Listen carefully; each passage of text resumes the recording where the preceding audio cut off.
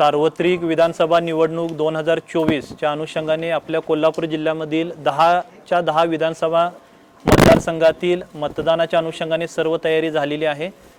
एकूण 16,237 मतदान कर्मचाऱ्यांची नियुक्ती करण्यात आलेली आहे।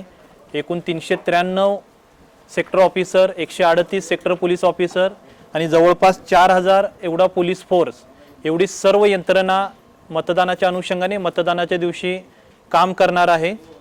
एकूण 3,452 मतदान केंद्रांवरती आपली मतदान प्रक्रिया चालणार आहे। त्यापैकी 2,090 मतदान केंद्रांवरती वेबकास्टिंगची सुद्धा सुविधा यावेळी करण्यात आलेली आहे। तर माझं कोल्हापूर जिल्ह्यातील सर्व मतदारांना, कोल्हापूर जिल्ह्यामध्ये जे 33,05,098 मतदार आहेत, सर्व मतदारांना नम्र आव्हान आहे, प्रशासनाने सर्व तयारी पूर्ण केलेली आणि जवळपास 25,000 ते 30,000 कर्मचारी या मतदानाच्या प्रक्रियेमध्ये मतदानाच्या दिवशी कार्यरत राहणार आहेत।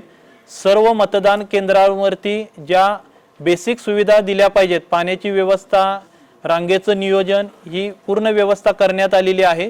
तर सर्व मतदारांनी 20 नोव्हेंबर 2024 रोजी सकाळी 7 ते सायंकाळी 6 ही जी आपली मतदानाची वेळ आहे, या वेळेमध्ये मतदान केंद्रावरती यावं, लोकशाहीने आपल्याला दिलेला मतदानाचा हक्क बजावावा आणि कोल्हापूर जिल्ह्यामध्ये मतदानाची टक्केवारी राज्यामध्ये अग्रेसर राहण्यासाठी आपण सर्वांनी सहकार्य करावं।